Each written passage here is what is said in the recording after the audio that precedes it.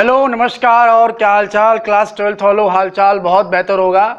आप लोगों से एक बार फिर मैं आपके सामने आया हूं एक नई क्लास नई एनर्जी के साथ। आपको याद होगा कि मैंने क्लास 12th के फिजिक्स की प्रीवियस वीडियो में इलेक्ट्रिक पोटेंशियल नाम का चैप्टर स्टार्ट किया था। जी हाँ, वैद्युत विभव नाम का मैंने चैप्टर स्टार्ट किया था और उस चैप्टर को स्टार्ट करने के बाद मैंने आपसे स्टार्टिंग के लेक्चर को डिस्कस किया था। स्टार्टिंग के लेक्चर में मैंने आपको इलेक्ट्रिक पोटेंशियल की डेफिनेशन पढ़ाई थी, यानी कि वैद्युत विभव क्या होता है। मैंने आपको ये डेफिनेशन पढ़ाई थी। वैद्युत विभव की डेफिनेशन के बाद मेरे प्यारे बच्चों, मैंने आपको ये पढ़ाया था कि उसका मात्रक क्या होता है, उसका विमा क्या होता है और किस प्रकार से वैद्युत विभव इलेक्ट्रिक की टोटल एनर्जी होती है। ये सब मैंने आपको प्रीवियस वीडियो में डिस्कस किया था। बच्चे याद होगा, मैंने आपको वैद्युत विभव के बाद मैंने आपको 1 वोल्ट की डेफिनेशन भी पढ़ाई थी। 1 वोल्ट मालूम है ना कि भैया 1 वोल्ट की डेफिनेशन मैंने आपको पढ़ाई थी। आपको ध्यान होगा मैंने V बराबर W अपॉन क्यू, V बराबर W अपॉन क्यू के आधार पे चैप्टर को बताया था।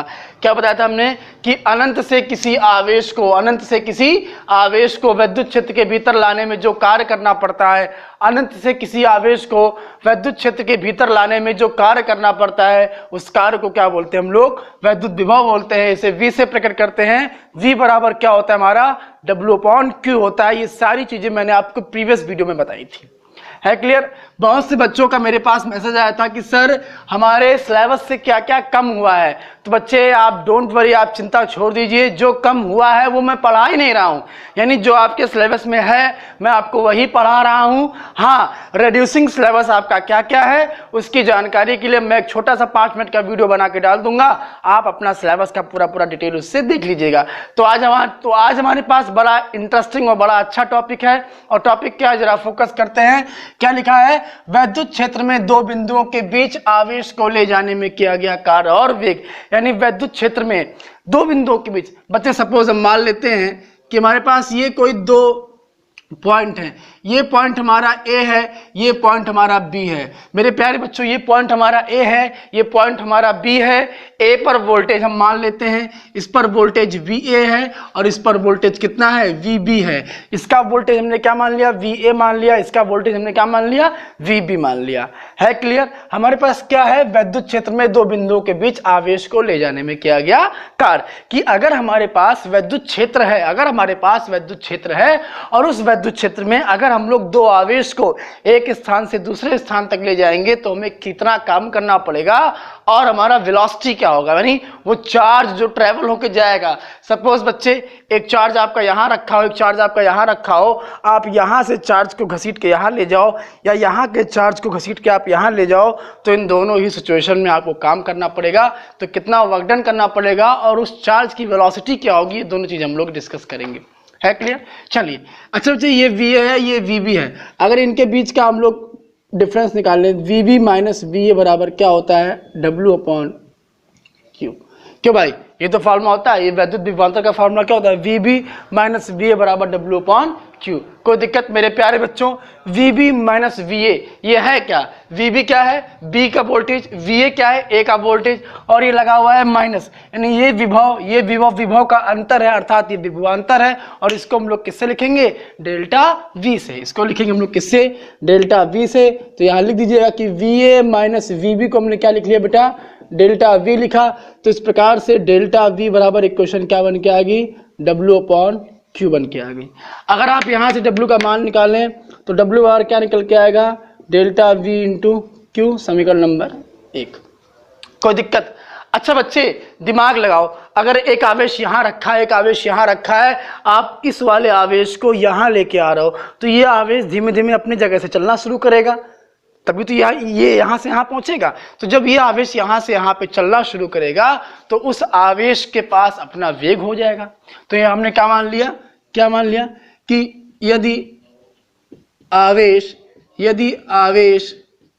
A से B पर जाए तब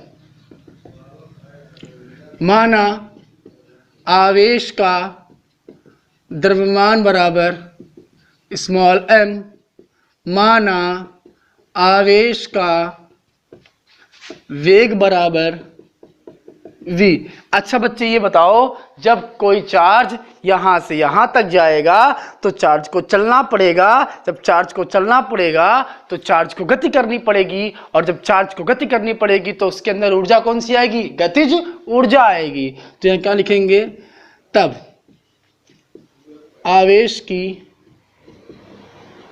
आवेश की गतिज ऊर्जा के बराबर क्या आ जाएगा? हाफ mv² समीकरण नंबर 2। क्या आ गया? के बराबर हाफ mv² समीकरण नंबर 2।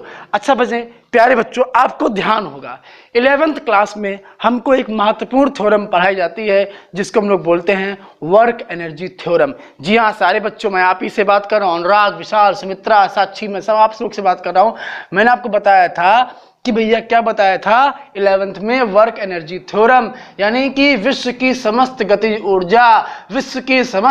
ऊर्जा कार्य के तुल्य होती है, विश्व की समस्त गतिज ऊर्जा कार्य के बराबर होती है। तो अब देखो ना, यहाँ पे क्या है? W बराबर डेल्टा V इंटू क्यू है, यहाँ पे क्या है? K बराबर हाफ mv² है। मेरे प्यारे बच्चों, W क्या है? कार्य है, K क्या है? ऊर्जा है। तो ये कार्य इस ऊर्जा के बराबर होगा कि नहीं होगा? तो आप यहाँ क्या लिखेंगे? समीकरण 1 व समीकरण 2 से। जब समीकरण 1 व समीकरण आप 2 से करेंगे तो आप यहाँ क्या लिखेंगे? W बराबर K करने पर, मेरे प्यारे बच्चों, जैसे ही आप W बराबर K करेंगे तो देखो क्या आएगा आपका? हाफ mv² बराबर क्या आ जाएगा? Delta V into Q. दिमाग में रखे, ये जो डेल्टा V है ये वेग है, वेलोसिटी है, स्पीड है, और ये जो डेल्टा V है ये हमारा पोटेंशियल है, विभव है। तो देखो यहाँ से क्या आएगा? v² बराबर क्या आएगा? 2q delta V upon m है कि नहीं आएगा? कोई दिक्कत? और बच्चे अगर आप v निकालेंगे तो क्या आएगा? यहाँ से वेग क्या आएगा? √2q delta V upon m।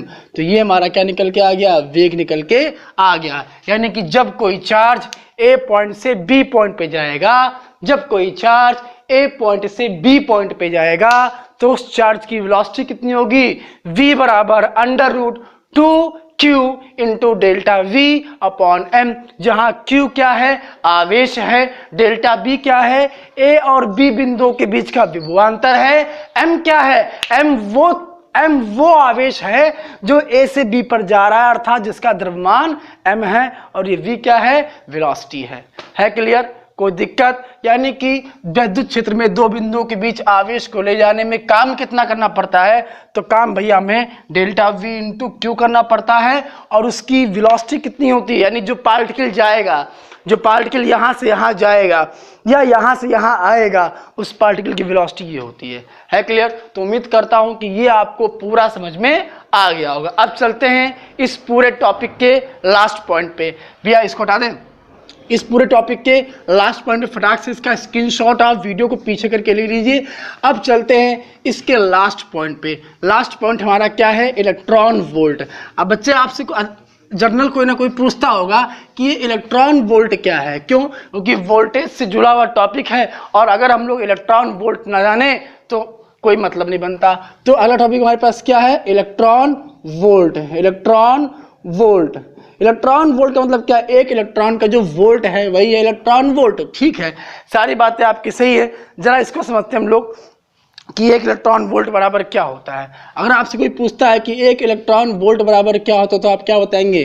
1.6 into 10⁻⁻19 joule. दिमाग में रखिएगा, एक इलेक्ट्रॉन वोल्ट क्या है?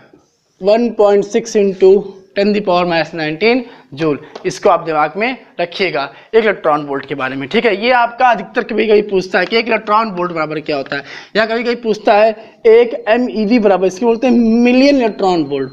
ये क्या होता है? 1.6 इंटू 10⁻⁻16 होता है। क्या होता है भैया?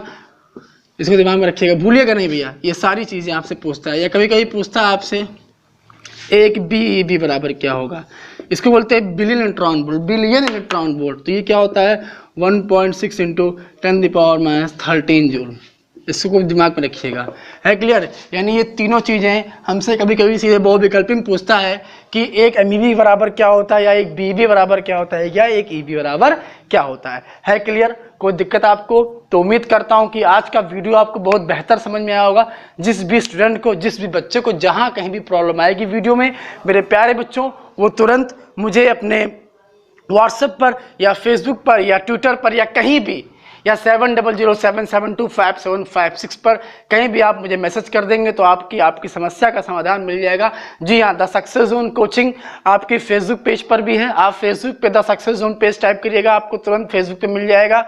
आप ट्विटर पे भी डाल सकते हैं, आप यूट्यूब पे भी डाल सकते हैं, आप इंस्टाग्राम पे भी डाल सकते हैं, आप टेलीग्राम पे भी डाल सकते हैं। यानी जितनी भी सोशल नेटवर्किंग की साइट है, मैं सारी साइट्स पे अवेलेबल हूँ। कोचिंग अवेलेबल है, मैं आपकी समस्या के लिए हर वक्त अवेलेबल हूँ। आप मुझे किसी भी टाइम अपनी समस्या से अवगत करा सकते हैं। मैं विशाल मिश्रा आपको पूरा वादा करता हूं कि आपकी हर एक समस्या का वीडियो आप तक जरूर से जरूर उपलब्ध होगा। मिलते हैं आपसे अगले वीडियो में, तब तक के लिए नमस्कार, जय हिंद, जय भारत।